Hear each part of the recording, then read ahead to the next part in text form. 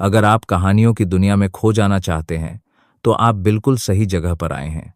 स्वागत है आपका स्टोरी वोकल में, जहां हर आवाज एक कहानी कहती है। यहां मिलेंगी आपको रहस्यमयी रोमांचक कहानियां, जोश से भरी थ्रिलर सीरीज और ऐसे पात्र जो आपकी यादों में बस जाएंगे। और हाँ, हमारी आने वाली कहानियां और सीरीज आपको एक नई दुनिया में ले जाएंगी। तो इस जादुई सफर में हमारे साथ बने रहने के लिए अभी चैनल को सब्सक्राइब कर लीजिए। बहुत से दोस्त एपिसोड सुन लेते पर वीडियो को लाइक और चैनल को सब्सक्राइब नहीं करते, तो उनसे एक ही बात कहनी कि प्लीज चैनल को सब्सक्राइब और वीडियो को लाइक करें। अभी तक एक भी वीडियो 1000 लाइक तक नहीं पहुंची है। यार, इतनी मेहनत से वीडियो बनाता हूं, लाइक कर दो। और कहानी से जुड़ी हर exclusive update, behind the scene और प्री रिलीज एपिसोड्स के लिए जुड़िए हमारे टेलीग्राम चैनल से, लिंक डिस्क्रिप्शन में है। जैसा कि हम सुन रहे हैं हमारे पहले सुपर योद्धा ध्रुव शौर्य की कहानी।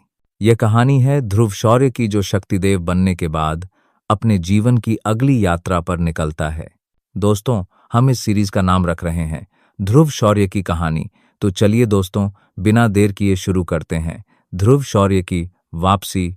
दिव्य रोशनी ने शक्ति गोले को भयंकर रूप से जला दिया। शक्ति गोले ने भी दिव्य रोशनी के शोधन और दहन को रोकने के लिए उसका विरोध करने की पूरी कोशिश की। ध्रुव भी शक्ति गोले के प्रतिरोध से काफी हैरान था। शक्ति गोला वास्तव में दिव्य रोशनी के शोधन और दहन को लंबे समय तक झेलने में सक्षम था।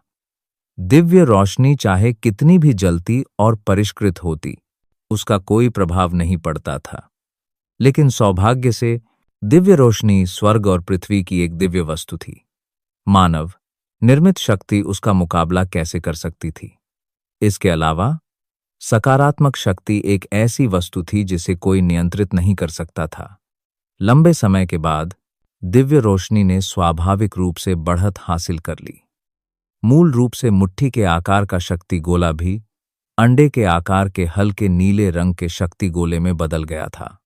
शक्ति गोले से लगातार निकलने वाली भयानक शक्ति भी ध्रुव की दिव्य रोशनी द्वारा पूरी तरह से शुद्ध हो गई थी, जो उसकी शक्ति का एक हिस्सा बन गई थी। इसके अलावा ध्रुव का आभा मंडल भी लगातार मजबूत हो रहा था। उसे विश्वास था कि उसे सफलता मिलने में ज्यादा समय नहीं लगेगा। इसके अलावा उस बुजुर्ग ने उसे पहले ही बता दिया था कि उसकी वर्तमान शक्ति लगभग एक सितारा शक्तिदेव रैंक के चरम पर है। उसे वास्तव में सफलता पाने के लिए बस एक अवसर की आवश्यकता थी। यह कहा जा सकता था कि मौके के अलावा सब कुछ तैयार था। अब जब अवसर आ गया है, तो प्राचीन सम्राट की विरासत स्वाभाविक रूप से ध्रुव को सफलता पाने में मदद करेगी। जब तक सही समय होगा, सफलता स्वाभाविक रूप से मिलेगी। इसे कोई नहीं बदल पाएगा। ध्रुव भी शक्तिहीन होगा। हालांकि ध्रुव अपनी शक्ति को बेहतर होने से कैसे रोक सकता था? इसलिए ध्रुव को सफलता पाने का इंतजार करना था। पलक झपकते ही समय बीत गया और आधा महीना बीत चुका था। सभी लोग इंतजार करते करते अधीर हो चुके थे। वायना दल के लीडर लबाब और प्रथम बुजुर्ग भी चिंता में डूबे हुए थे और उनकी भौहें तन गई थीं। इसी समय वायना दल के लीडर लबाब और प्रथम बुजुर्ग बांस के जंगल के किनारे की ओर जा रहे थे। यह बांस का जंगल पहले ही वायना दल का निषिद्ध क्षेत्र बन चुका था। कबीले के लीडर और कुछ अन्य लोगों के अलावा यहां कोई और नहीं आ सकता था। इस समय वे दोनों बांस के जंगल के बाहर खड़े थे। खंडहर में तब्दील हो चुके बांस के जंगल को देखते हुए उनकी भौहें सिकुड़ी हुई थीं। दूर तक देखने पर उन दोनों को बांस के जंगल के बीच में एक सफेद रोशनी का धब्बा दिखाई दिया, जिसमें 10 लाख छोटी छोटी चीजें छिपी थीं। वह व्यक्ति ध्रुव था, जिसने लबाब और लियू शिनचेंग को आधे महीने तक सिर उठाकर देखने पर मजबूर कर दिया था। दोनों ने आह भरी, सिर हिलाया और वापस चल दिए। ध्रुव के शरीर से निकलने वाली जीवन आभा से वे दोनों इस बात की पुष्टि कर सकते थे कि वह सचमुच अभी भी जीवित है। हालांकि वे दोनों इस बात को लेकर कुछ हद तक असहाय थे कि क्या वह विरासत को परिष्कृत करने तक जीवित रह पाएगा। उन दोनों के जाने के कुछ ही देर बाद बांस के जंगल की गहराइयों में लाखों छोटे छोटे जीव छिपे हुए थे। ध्रुव का शरीर, जो ज्यादा लंबा नहीं माना जा सकता था, अचानक कांप उठा। एक आभा जो आसमान तक पहुंची, उसने तुरंत पूरे यागर शहर को अपनी चपेट में ले लिया। ध्रुव के शरीर से एक अतुलनीय रूप से प्रचंड आभा फूटी और क्षितिज तक सीधे स्वर्ग के नीले गुंबद की ओर बढ़ गई। हाँ हाँ, ध्रुव ने आसमान की ओर मुंह करके एक लंबी दहाड़ लगाई। यह दहाड़ जबरदस्त थी, अजगर की दहाड़ जैसी, लेकिन इसने दुनिया को चौंका भी दिया। इसने हजारों मील के दायरे में मौजूद जानवरों को हिलाकर रख दिया। वे जरा भी हिलने की हिम्मत नहीं कर पा रहे थे और सिर्फ अपने मुंह से धीमी दहाड़ें ही निकाल पा रहे थे। इससे सभी को बेहद अजीब सा महसूस हो रहा था। इस लंबी दहाड़ ने उस वीरान प्राचीन जंगल की गहराइयों में मौजूद कुछ जानवरों की भी आंखें धीरे से खोल दीं। उनकी आंखों से एक गहरी और गंभीर अभिव्यक्ति निकल रही थी। ध्रुव का पूरा शरीर कांप उठा। उसके जोड़ों के टकराने की आवाजें गूंज उठीं।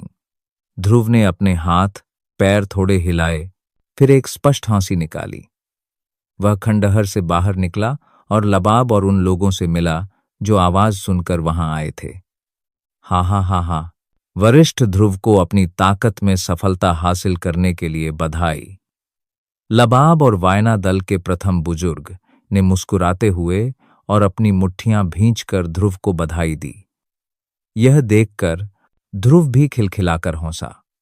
उसने लापरवाही से कुछ बार जवाब दिया और उस खंडहर को उनके साथ छोड़ दिया।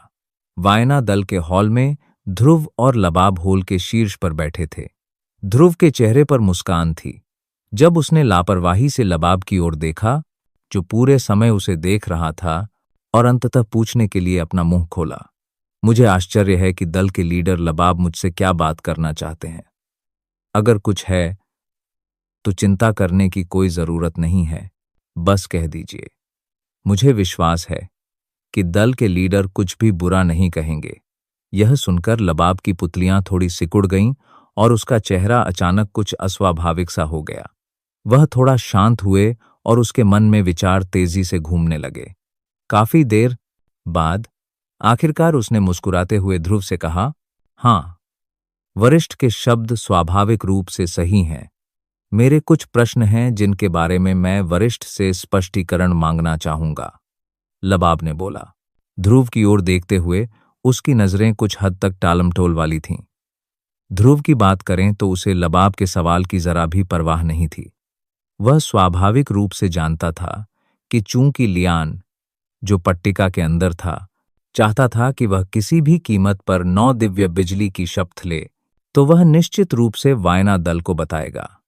आखिरकार 9 दिव्य बिजली की शपथ मूल रूप से ध्रुव को बांधने के लिए इस्तेमाल की गई थी।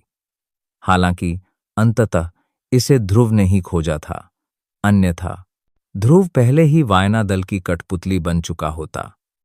और अब 9 दिव्य बिजली के कारण लबाब पट्टिका के अंदर ध्रुव की सही स्थिति जानना चाहता था।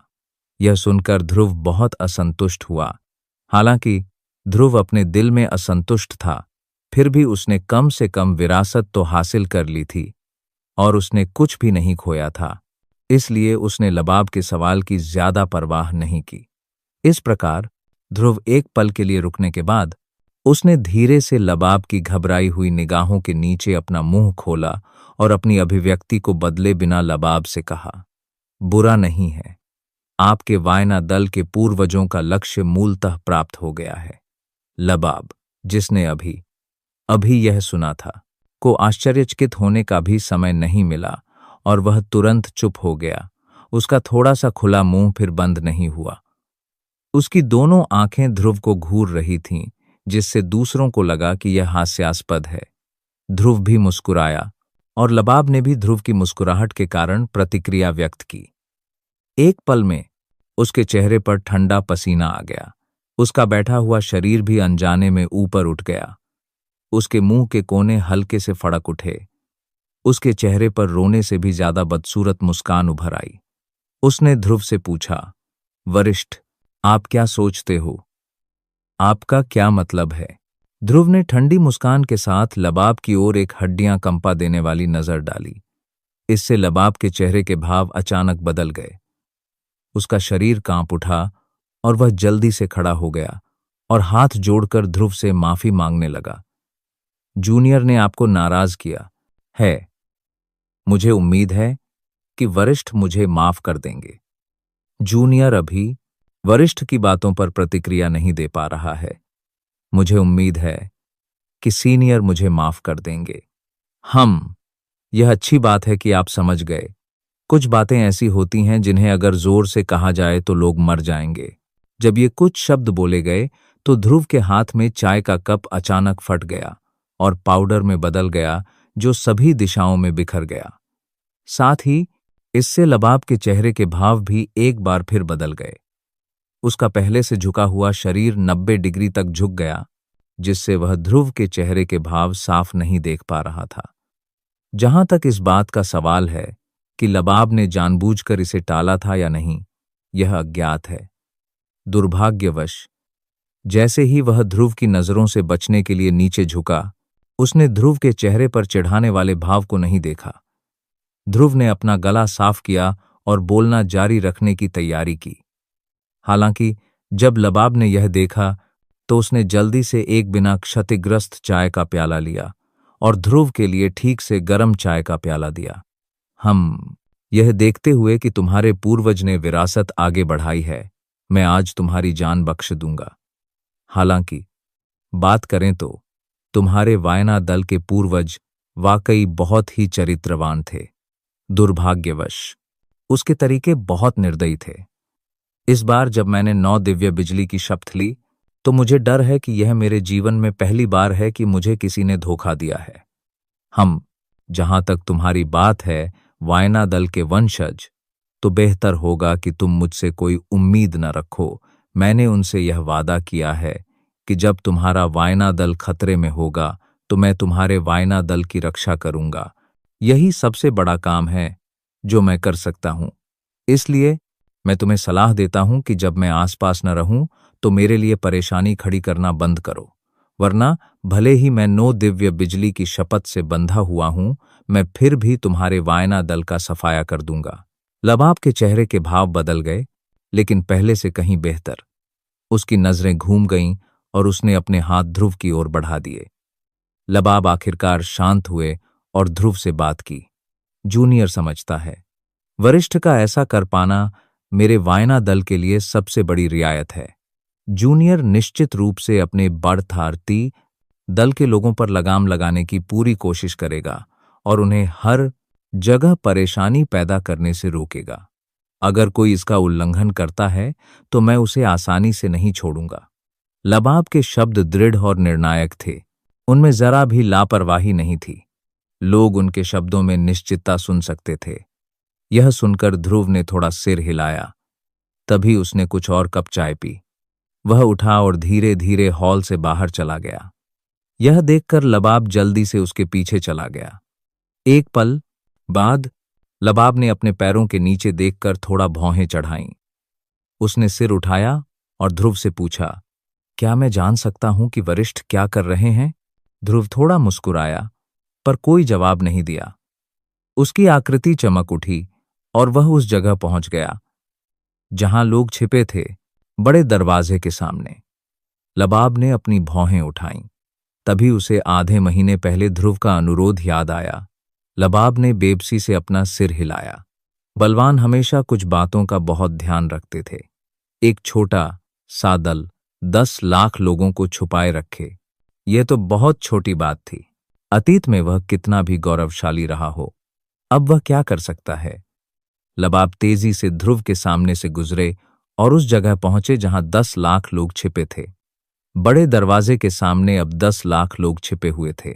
कहा जाता है कि अब वहां कोई पट्टिका नहीं बची थी जो दल के महत्वपूर्ण स्थान का प्रतीक हो।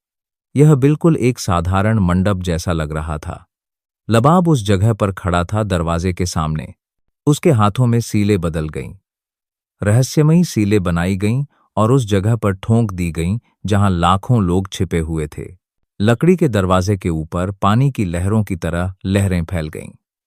दूसरी ओर ध्रुव चुपचाप लबाब के पीछे खड़ा था। उसने खंडहरों के ऊपर खड़े इस एकाकी मंडप को देखा और फिर हरी चट्टान के सामने लगी सुनहरी पट्टिका पर नजर डाली। ध्रुव ने आह भरी। उसने अपना हाथ बढ़ाया और एक धीमी, गहरी, दबी हुई आवाज सुनी। ध्रुव की तर्जनी से अंगूठे के आकार के जेड, हरे रंग के ज्वाला के पौधों का एक समूह निकला। यद्यपि यह एक छोटी सी ज्वाला थी, किंतु जैसे ही ज्वाला उठी, ऐसा लगा मानो संसार में एक अनिच्छुक गर्जना सी उत्पन्न हो गई। ध्रुव का मन विचलित हो गया। उसकी अंदरूनी शक्ति गहरे हरे रंग की ज्वाला के इस छोटे से समूह के साथ फैलकर बांस के जंगल के खंडहरों से जुड़ गई। फिर ध्रुव के नियंत्रण में वह धीरे धीरे जमीन में धंस गई और अंततः जमीन में विलीन हो गई। इस समय लबाब आखिरकार उस जगह पहुंच गया। बड़ा दरवाजा खुल गया। ध्रुव ने लबाब की ओर देखा, जिसकी नाक पर पसीना आ रहा था, और वह हल्का सा मुस्कुराया। फिर उसने अपना पैर उठाया और उस जगह में कदम रखा जहां लोग छिपे थे। अंदर लबाब ने उस जगह पर एक और नजर डाली। जब उसने अपने सामने खंडहर देखा तो उसकी आंखें थोड़ी धुंधली हो गईं। उसने आह भरी और मुड़कर ध्रुव का पीछा करते हुए उस जगह पहुंच गया। अंदर 10 लाख लोग छिपे हुए थे। अंदर भंडारण अलमारियां व्यवस्थित ढंग से रखी हुई थीं। प्राचीन युद्ध तकनीकें और साधना विधियों की पुस्तकें भंडारण अलमारियों पर व्यवस्थित ढंग से रखी हुई थीं। एक नज़र में ध्रुव ने सबसे अंदर वाले शेल्फ पर नजर डाली, जो काफी समय से उपेक्षित लग रहा था। उसने उस पर साहित्यिक क्लासिक्स लिखा देखा। ध्रुव के होंठों पर मुस्कान आ गई। छोटे लोगों के लिए ये किताबें सिर्फ देखने लायक थीं और ज्यादा काम की नहीं थीं। हालांकि ध्रुव के लिए ये बिल्कुल वही थीं जिनकी उसे जरूरत थी। ध्रुव कुछ कदम आगे बढ़ा और भंडारण अलमारियों के सामने पहुंचा। उसकी गोरी हथेलियां धूल से ढकी पुरानी किताबों को धीरे से पलट रही थीं। आखिरकार ध्रुव की नजर कोने में रखी एक पुरानी किताब पर पड़ी। वह थोड़ी टूटी हुई लग रही थी। ध्रुव किताब खोलने के लिए बेताब था। किताब पर अलग अलग तरह की औषधीय जड़ी बूटियों के चित्र और अलग अलग प्रभाव वाली व्याख्याएं अंकित थीं। ध्रुव ने अपनी हथेली घुमाई और आयाम चीरकर उसमें से एक जेड, हरे रंग की चीज निकली, जिसे ध्रुव ने लबाब से मांगा था। उसके पतले और लंबे तने और पत्तियां केवल 1 फुट लंबी थीं। उसकी जड़ों में थोड़ी मिट्टी थी और वह किसी बेल के औषधीय पौधे जैसा लग रहा था। ध्रुव ने बेल के बताए अनुसार किताब में खोजबीन की। जब लबाब ने देखा कि ध्रुव को कुछ मिल गया है, तो वह आगे बढ़कर उसे देखना चाहता था। लेकिन ध्रुव ने अपनी आस्तीन हिलाई और शक्ति कवच ने उसे 3 फीट दूर ही रोक लिया। शक्ति कवच के पर्दे के कारण लबाब अंदर की स्थिति को देखने में असमर्थ था और केवल धैर्यपूर्वक प्रतीक्षा कर सकता था। बैंगनी बेल, रैंक 9 की बैंगनी, शून्य आत्मा गोली की मुख्य जड़ी बूटी।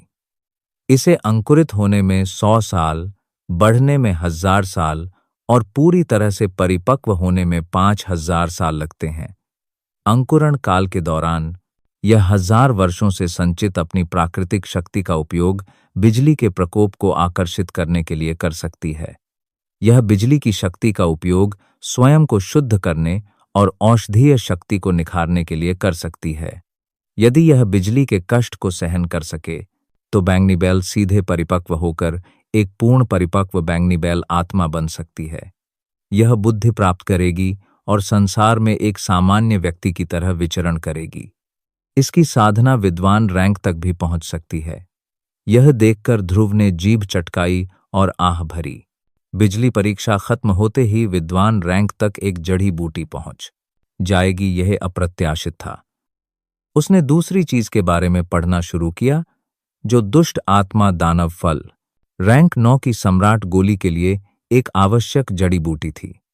यह दुनिया भर की हजारों आत्माओं की मृत आत्माओं को अवशोषित कर लेता है और उसे रहस्यमय फल बनाता है।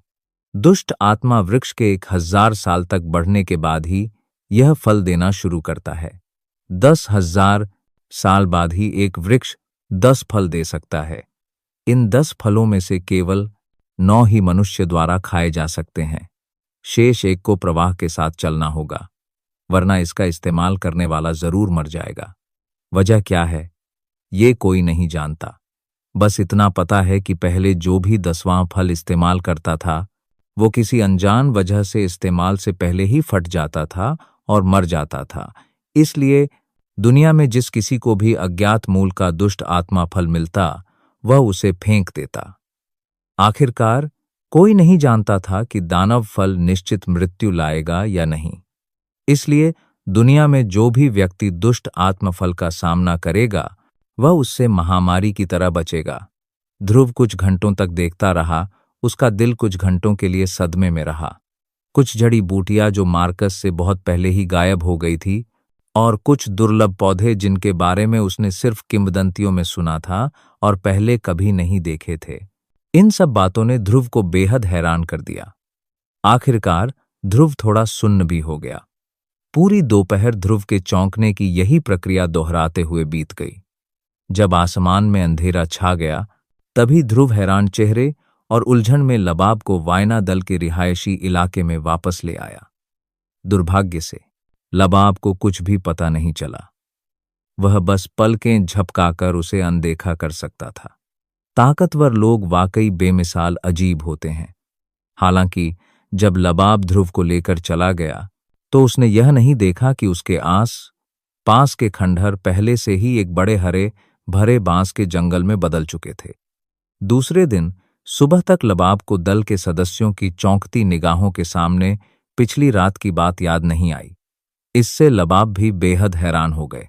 शक्तिशाली लोग सचमुच सर्वशक्तिमान होते थे। दुनिया में ऐसा कुछ भी नहीं था जो वे न कर सकें। जब तक शक्ति है, दुनिया की हर चीज, चाहे वह प्राकृतिक ही क्यों न हो, कुछ भी नहीं थी। लबाब ने धीरे से आह भरी। वायना दल अभी भी बहुत कमजोर है। अगले कुछ दिनों तक ध्रुव वायना दल में ही रहा। हालांकि ऐसा था, फिर भी लबाब थोड़ा खुश था। आखिरकार जब तक ध्रुव नहीं जाता, यागर शहर में उपद्रव मचाने की हिम्मत कौन कर सकता है। समय बीतता गया और 10 दिन बीत चुके थे। ध्रुव 1 महीने से इस दूसरी दुनिया में था। एक दिन ट्रेनिंग कर रहे ध्रुव को लबाब ने जगाया। लबाब के चेहरे पर मुस्कान थी जब उसने ध्रुव का सामना किया और कहा, वरिष्ठ, कल यागर शहर की वार्षिक बड़ी नीलामी है। क्या मैं जान सकता हूं कि वरिष्ठ इसमें भाग लेने में रुचि रखते हैं? यह सुनते ही ध्रुव ने अपनी भौहें ऊपर उठा लीं। उसने मन ही मन एक पल सोचा और उसके मुंह के कोने पर एक मुस्कान उभर आई। उसने लबाब की तरफ सिर हिलाया और कुछ नहीं कहा, बल्कि ट्रेनिंग जारी रखा। पलक झपकते ही रात बीत गई और अगले दिन की सुबह हो गई। सूर्योदय होते ही पूरा यागर शहर शोर और उत्साह से भर गया। सड़कें और गलियां लोगों से भरी थीं। यागर शहर की ओर लोगों की बड़ी भीड़ उमड़ रही थी। अगर कोई ध्यान से देखे तो उसे पता चलेगा कि हालांकि ये लोग यागर शहर की ओर भागते हुए दिखाई दे रहे थे, लेकिन वास्तव में वे उसी दिशा में इकट्ठा हो रहे थे। वह पूरे यागर शहर की सबसे समृद्ध सड़क और यागर शहर का सबसे केंद्रीय क्षेत्र भी था। वहां आसमानी बादल नीलामी घर नामक एक नीलामी घर था, जिसका नियंत्रण आसमानी बादल दल के पास था, जो दक्षिण पश्चिम क्षेत्र का सबसे बड़ा दल था। यह एक वास्तविक विशालकाय था और इसका प्रभाव पूरे दक्षिण पश्चिम क्षेत्र में फैला हुआ था। इसकी शक्ति इतनी भयानक थी कि दक्षिण पश्चिम क्षेत्र की 4 प्रमुख शक्तियां भी इसे भड़काने की हिम्मत नहीं कर पाती थीं।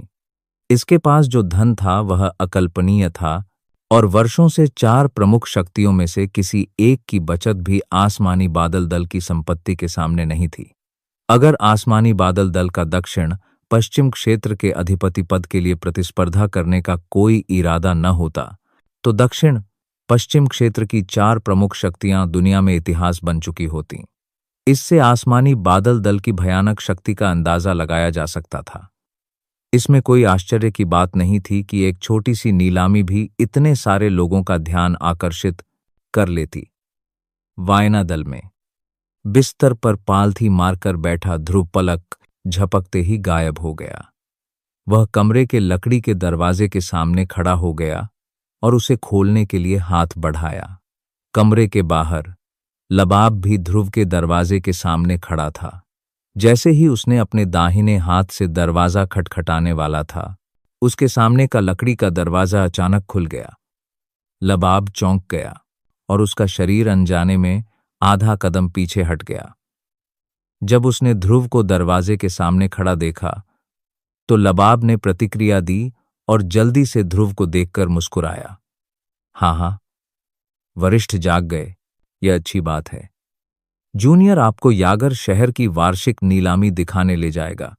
हो सकता है कि आपको ज्यादातर चीजों में दिलचस्पी न हो, लेकिन जब तक आप जाएंगे तब तक आसमानी बादल नीलामी घर को सम्मान मिलेगा। यह मेरे वायना दल के लिए भी फायदेमंद होगा। इसलिए ठीक है, मैंने कहा था कि मैं वहां जाऊंगा। चलो चलते हैं, देखते हैं कि क्या यह आसमानी बादल दल वाकई इतना बड़ा मामला है। लबाब कुछ कहना चाहते थे, लेकिन ध्रुव ने बीच में ही रोक दिया। ध्रुव बाहर निकला और वायना दल की हवेली से बाहर चला गया। यह देखकर लबाब भी जल्दी से उसके पीछे पीछे गया। वह ध्रुव के साथ चलता रहा और आसमानी बादल दल की ताकत और पृष्ठभूमि के बारे में कुछ बताया। हालांकि यागर शहर एक दूरस्थ क्षेत्र में स्थित होने के कारण लबाब आसमानी बादल दल के बारे में ज्यादा नहीं जानता था। उन्हें बस इतना पता था कि आसमानी बादल दल 200 साल पहले दक्षिण पश्चिमी क्षेत्र में आया था। हालांकि इसे आए हुए कुछ ही समय हुआ था, लेकिन इसका विकास तेजी से हुआ था और इसकी नींव गहरी थी। यह कुछ पुराने दलों से कमतर नहीं था। इससे ध्रुव की भौहें थोड़ी ऊपर उठीं। उसने मन ही मन इस जानकारी को याद किया। उसके पास ऐसे दल पर ध्यान देने के अलावा कोई विकल्प नहीं था। यह जानना जरूरी है कि लियान जैसा शक्तिशाली व्यक्ति भी उन कुछ पुराने दलों के संयुक्त प्रयासों से ही मारा गया था। चूंकि यह आसमानी बादल दल 200 साल तक जीवित रह सका, इसलिए इसमें निश्चित रूप से कुछ असाधारण शक्ति थी। इसलिए ध्रुव का इस पर ध्यान देना गलत नहीं था। गाड़ी खींचने वाला घोड़ा लाल भूरे रंग का रैंक 7 का जानवर घोड़ा था। इस प्रकार का तिलस्मी जानवर जंगल में दुर्लभ था, क्योंकि उनमें से अधिकांश मनुष्यों द्वारा पालतू बनाए जाते थे और परिवहन के साधन के रूप में उपयोग किए जाते थे। इस घोड़े की कमजोर आक्रमण क्षमता के कारण जंगल में इसका जीवित रहना मुश्किल था। इसलिए कोई भी घोड़ा जिसमें थोड़ी भी बुद्धि होती, जीवित रहने के लिए एक अच्छे स्वामी की तलाश में बाजार में आता। यह कहा जा सकता है कि यह लबाब के प्रति बेहद वफादार था और लबाब भी इसका बहुत ध्यान रखते थे। अगर कोई महत्वपूर्ण व्यक्ति न होता तो लबाब इसे निश्चित रूप से नहीं बुलाते। हालांकि इस समय यह घोड़ा, जो आमतौर पर घमंडी और दबंग होता था, इस समय कांप रहा था। ऐसा लग रहा था जैसे उसने कोई जंगली जानवर देख लिया हो। इससे लबाब का दिल भी दहल गया। हालांकि जब उसने ध्रुव को देखा तो उसके चेहरे पर वाकई बहुत डर था। क्या यह है? इतना सोचते सोचते लबाब की आंखें अचानक सिकुड़ गईं। पहले वह जिस नजर से ध्रुव को देखता था, वह सदमे से भर गई। अगर ध्रुव में सचमुच इतनी ताकत होती तो उसका वायना दल सचमुच दक्षिण पश्चिमी क्षेत्र के कई दलों में से एक बनने की उम्मीद रखता। ध्रुव ने अपने सामने खड़े घोड़े की ओर देखा, जो लगातार कांप रहा था। उसकी पलकें झपक रही थीं। उसने बेबसी से अपना सिर घुमाया और बगल में खड़े लबाब से कहा, लगता है मैं आपकी इस गाड़ी में नहीं बैठ पाऊंगा। यह सुनकर लबाब का दिल दहल गया। वह कुछ कहने ही वाला था कि उसने देखा कि ध्रुव पहले ही मुड़कर नीलामी घर की ओर चल पड़ा था। बस उसकी पीठ थोड़ी कमजोर हो गई थी और वह घोड़ा लगातार कांप रहा था। थोड़ी देर बाद ध्रुव और लबाब वायना दल के लोगों के समूह के साथ नीलामी घर के प्रवेश द्वार पर आ गए। लोगों की भीड़ ने इस भव्य नीलामी को निराश नहीं किया। लोगों की एक के बाद एक लहरें लगातार नीलामी घर के प्रवेश द्वार की ओर बढ़ती रहीं। हालांकि नीलामी घर के प्रवेश द्वार को ताकतवर लोगों ने अवरुद्ध कर रखा था, फिर भी वे भीड़ को पूरी तरह से रोक नहीं पाए। नीलामी घर का प्रवेश द्वार अभी भी बेहद अव्यवस्थित था। जब भीड़ ने लबाब और अन्य लोगों को देखा तो उनके भाव एक साथ बदल गए। पिछले आधे महीने में यागर शहर के लोग वायना दल द्वारा अजिमा दल को मिली इस बड़ी हार से काफी हैरान थे। हालांकि उन्होंने सुना था कि इस बार वायना दल को एक सर्वशक्तिमान की मदद मिली है और उसने अत्याचारी शक्ति से अजिमा दल का सीधे दमन किया है, जिससे अजिमा दल के सभी लोग अपना रौब खो बैठे और मौके पर ही मारे गए, लेकिन किसी ने उस सर्वशक्तिमान को नहीं देखा था। आखिरकार दो दलों के बीच जीवन मरण की लड़ाई में कौन अपना चेहरा दिखाने की हिम्मत करेगा?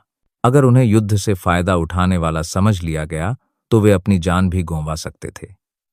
एक महान युद्ध देखने के लिए अपनी जान गंवाना उचित नहीं था। यागर शहर में कोई भी इतना मूर्ख नहीं था। अब यागर शहर के लोगों ने देखा कि वायना दल के लोगों ने इस नीलामी के लिए इतनी बड़ी सेना इकट्ठा की है।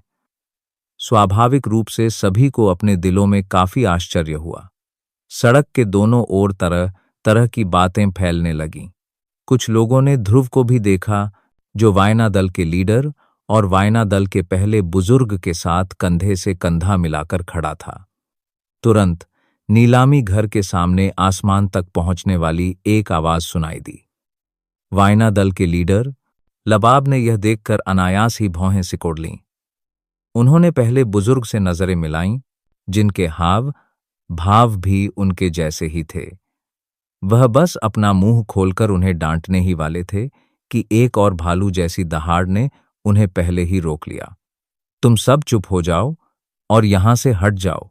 तुम सब वायना दल के लीडर और प्रथम बुजुर्ग का रास्ता रोक रहे हो। जो मरना नहीं चाहते वे चले जाओ। यह सुनते ही ध्रुव ने आवाज की दिशा में देखा। आवाज का स्वामी एक गंजा आदमी था, जिसके चेहरे पर चाकू का निशान था। उसका शरीर लंबा और हट्टा कट्टा था, बिल्कुल किसी जंगली भालू जैसा। उसकी समझ में इस अधेड़ उम्र के विशालकाय आदमी की ताकत यहां काफी मजबूत लग रही थी। उसके पास 9 सितारा शक्ति पूर्वज रैंक जितनी ताकत थी। इस समय अधेड़ उम्र का वह लंबा चौड़ा आदमी राहगीरों को एक क्रूर भाव से देख रहा था।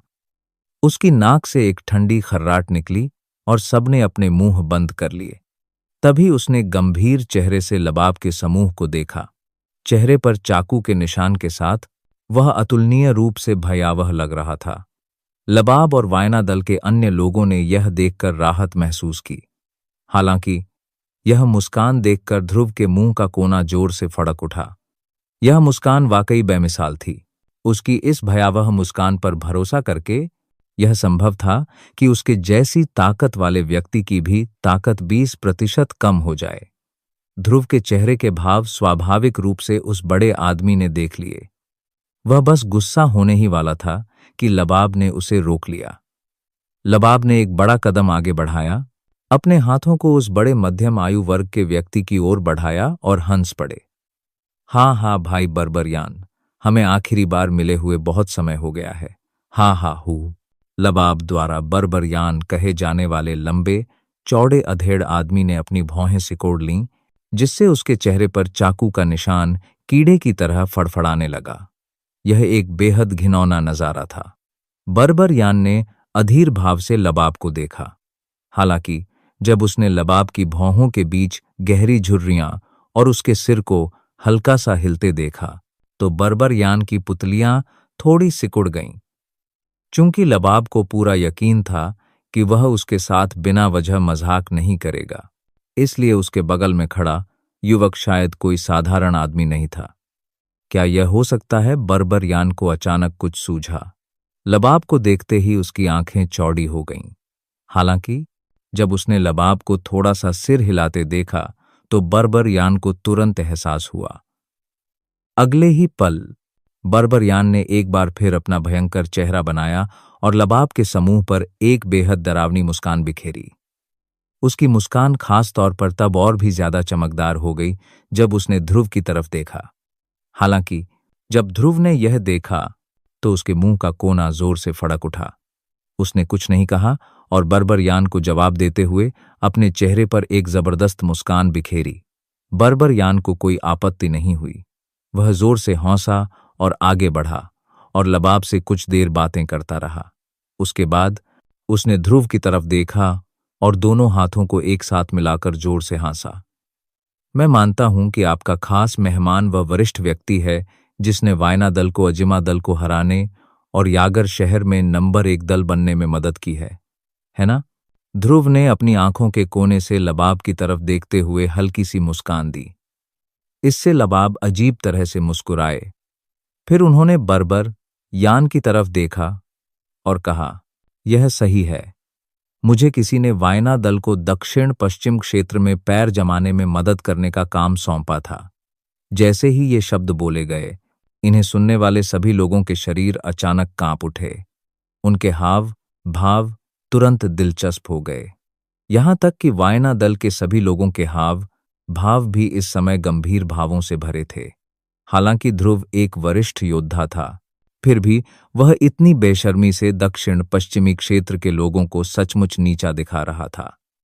केवल लबाब ने वायना दल के सदस्यों के चेहरों के भावों को अनदेखा किया और शांति से ध्रुव को देखा। बर्बरयान ने ये शब्द सुनकर अपनी भौहें उठाईं।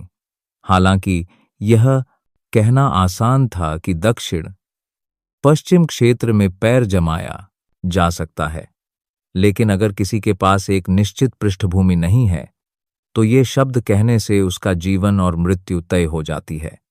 हालांकि चूंकि उसके सामने वाले व्यक्ति ने आसमानी बादल दल के सदस्यों के सामने ऐसे घमंडी शब्द कहने का साहस किया, तो वह संभवतः कोई साधारण व्यक्ति नहीं था। बर्बरयान की आंखें घूम गईं और उसने ध्रुव की ओर हाथ बढ़ाया और खिलखिलाकर हंसा। वरिष्ठ सचमुच साहसी हैं।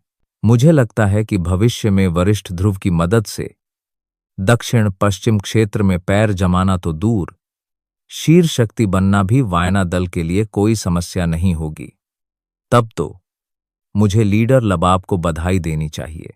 ऐसे वरिष्ठ की मदद पाने के लिए ऐसा लगता है कि मुझे भविष्य में लीडर लबाब की मदद की जरूरत पड़ेगी। बर्बरयान बोलते हुए उसने चेहरे पर एक भयानक मुस्कान के साथ लबाब की ओर सिर घुमाया। यह देखकर लबाब ने अपनी भौहें सिकोड़ लीं। जैसे ही वह जवाब देने वाला था, ध्रुव ने उससे पहले ही जवाब दे दिया। ध्रुव ने हल्की सी मुस्कान के साथ बिना सिर घुमाए जवाब दिया, दक्षिण पश्चिम क्षेत्र में सर्वोच्च शक्ति बनना, यह वायना दल के भाग्य पर निर्भर करेगा। संक्षेप में, जब तक वायना दल नष्ट नहीं हो जाता, बाकी सब आपके हाथ में है। अगर कोई वायना दल को नष्ट करना चाहता है तो मुझे उसे अपने दल के विनाश का स्वाद चखाने देने में कोई आपत्ति नहीं है। जैसे ही ध्रुव ने बोलना खत्म किया, उसकी आंखों से एक ठंडी रोशनी निकली और बर्बरयान के सामने की जगह को चीरती हुई उसे शून्य में गायब कर दिया। बर्बरयान का चेहरा तुरंत बदल गया और उसने झट से अपने हाथ ध्रुव की ओर बढ़ा दिए। हाँ, वरिष्ठ एक ताकतवर योद्धा हैं। कौन इतना अंधा होगा कि वायना दल को अपमानित करे? वरिष्ठ कृपया निश्चिंत रहें। मैं अब से यागर शहर में ही रहूंगा और लीडर लबाब के साथ मिलकर शहर का प्रबंधन करूंगा। अगर किसी ने वायना दल को अपमानित करने की हिम्मत की तो मैं, बर्बर यान, उन्हें मजा चखाने वाला पहला व्यक्ति होऊंगा। जैसे ही बर्बरयान ने बोलना समाप्त किया, उसने लबाब के कंधे पर जोर से थपथपाया, जिससे लबाब मन ही मन कोसने लगा। हालांकि उसने दर्द सहा और बर्बरयान के साथ मुस्कुराया। लबाब स्वाभाविक रूप से समझ गया कि ध्रुव उसके जाने की तैयारी कर रहा है। आखिरकार ध्रुव के चले जाने के बाद वायना दल की ताकत बहुत कम हो जाएगी। पट्टिका के साथ भी उनके लिए कम समय में पूरे दल की ताकत बढ़ाना मुश्किल होगा। अगर कोई वायना दल की मदद करने की पहल कर सके तो वायना दल की परेशानियां बहुत कम हो जाएंगी। यह वायना दल के भविष्य के विकास के लिए भी फायदेमंद होगा। इसलिए, हालांकि उसका शरीर दर्द में था, लेकिन वायना दल के भविष्य के लिए यह इसके लायक था। नीलामी घर के सामने सभी लोग काफी देर तक बातें करते रहे। आखिरकार सबके कानों में एक तेज घंटी बजी। तभी बर्बर यान ने प्रतिक्रिया दी। सभी लोग स्पष्ट रूप से नीलामी में भाग लेने आए थे, लेकिन ध्रुव की वजह से वे नीलामी घर के बाहर ही रुक गए थे। इससे बर्बर यान थोड़ा शर्मिंदा हुआ। उसने अपना सिर खुजलाया और ध्रुव और बाकी लोगों की तरफ देखकर हंसा।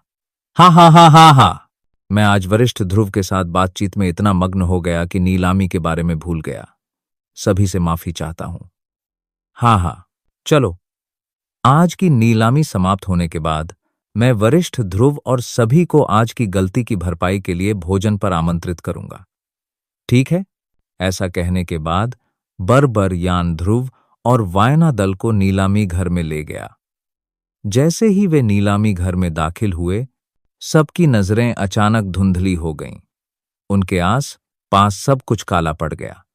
पूरे नीलामी घर की दीवारें और फर्श काले पड़ गए। ध्रुव की अंदरूनी शक्ति की जांच के दौरान उसने पाया कि नीलामी घर की दीवारें और फर्श सब स्याही के पत्थर से बने थे।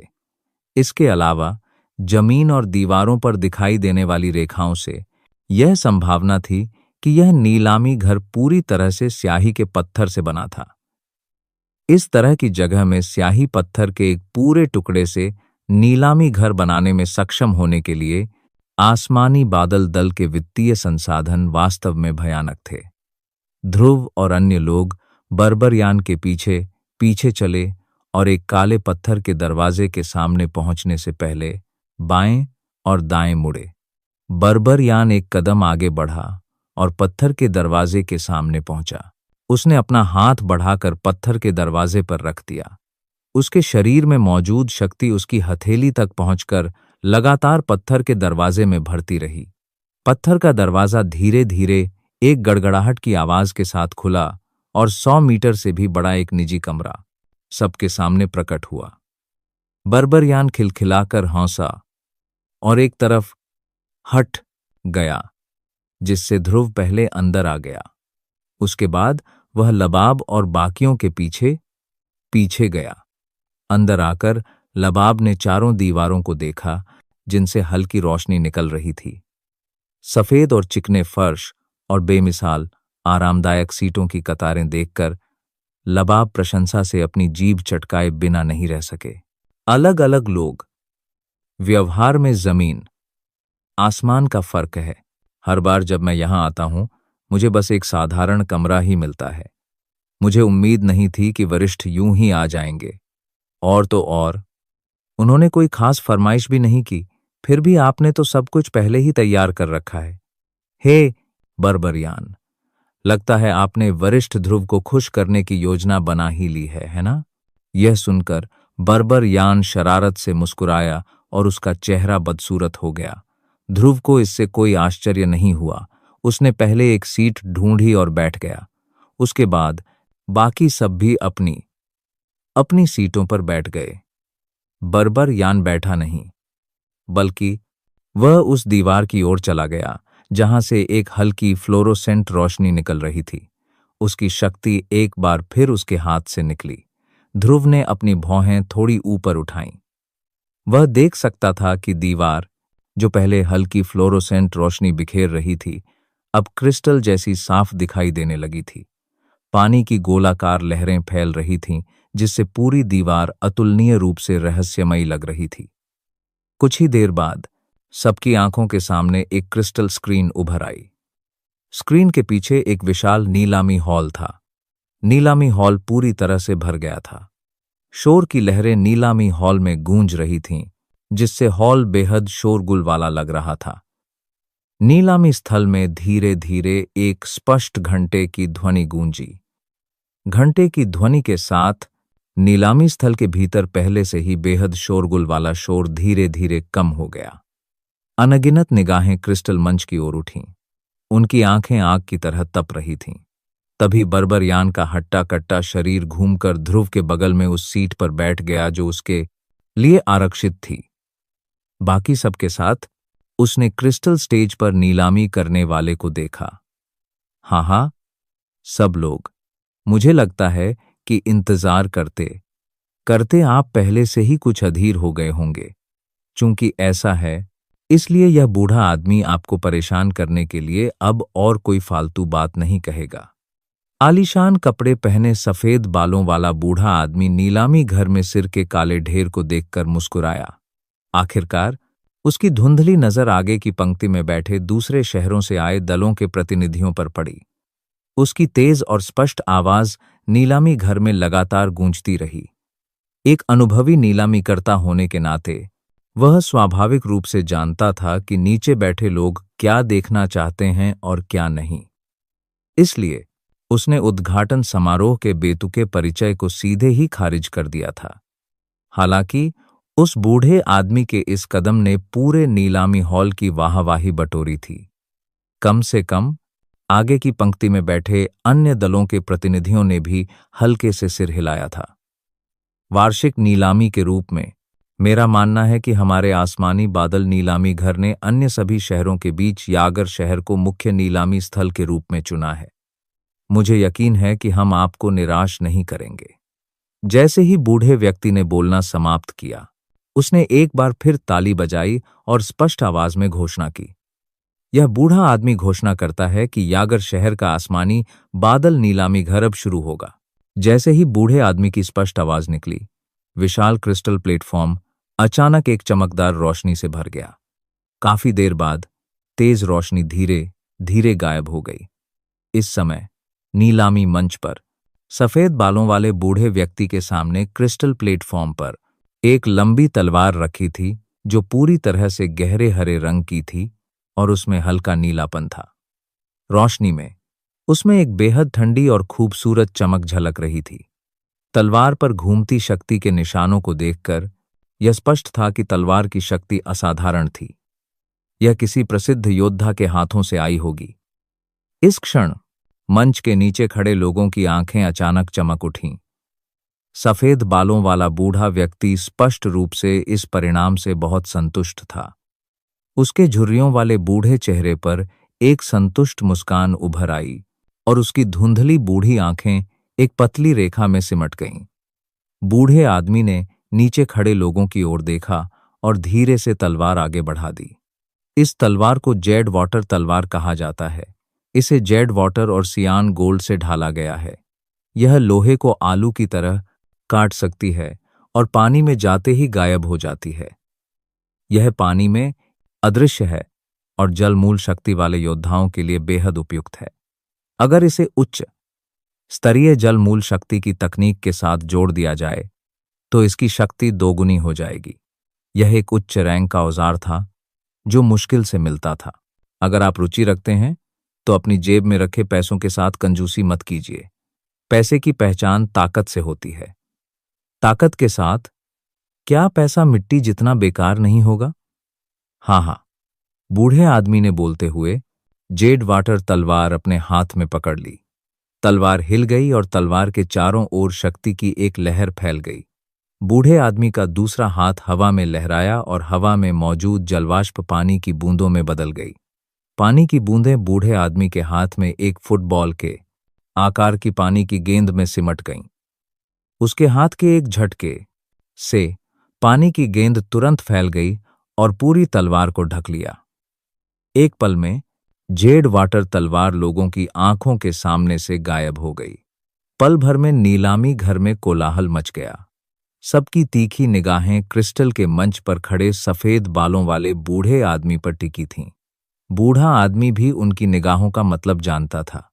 वह हल्का सा मुस्कुराया और साफ आवाज में बोला, शुरुआती कीमत 5 लाख स्वर्ण मुद्राएं हैं। कृपया सभी लोग बोली आगे बढ़ाए। जेड वाटर तलवार। यह बुरा नहीं है। ध्रुव ने तलवार पर नजर डाली और धीरे से बुदबुदाया। हालांकि इसमें उसकी ज्यादा दिलचस्पी नहीं थी।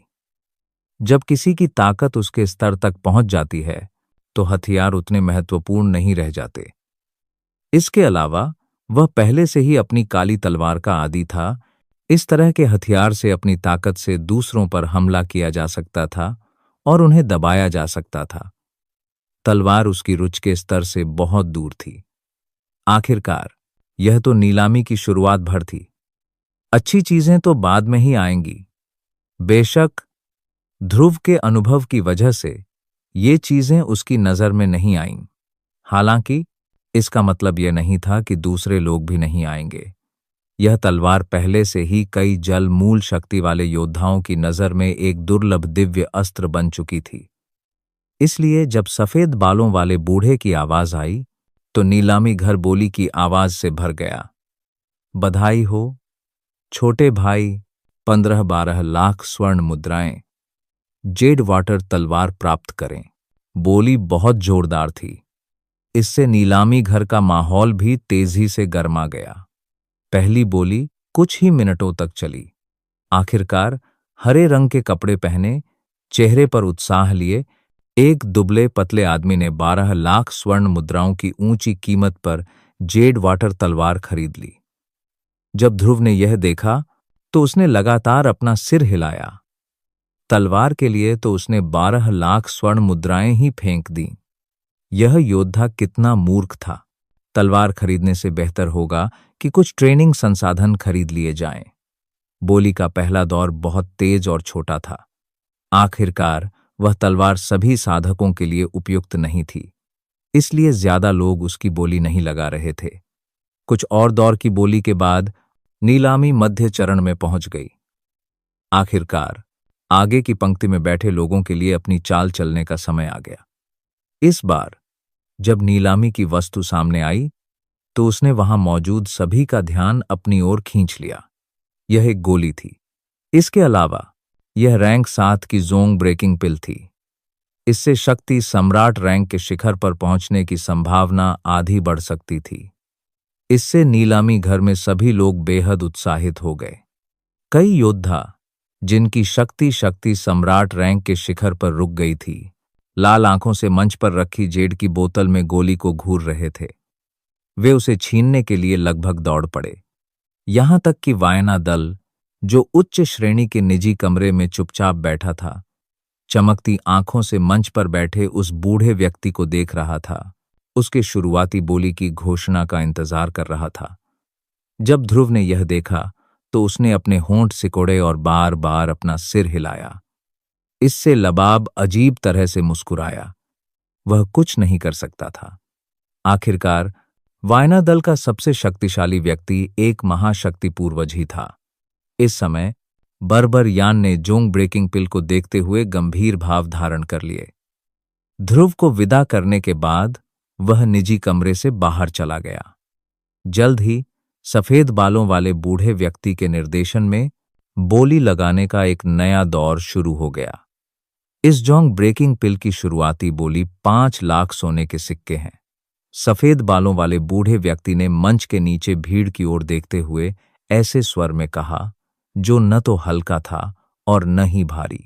हालांकि जब ये शब्द निकले तो आगे की पंक्ति में बैठे कुछ लोगों और कुछ अन्य लोगों के अलावा पूरा नीलामी घर तुरंत खामोश हो गया।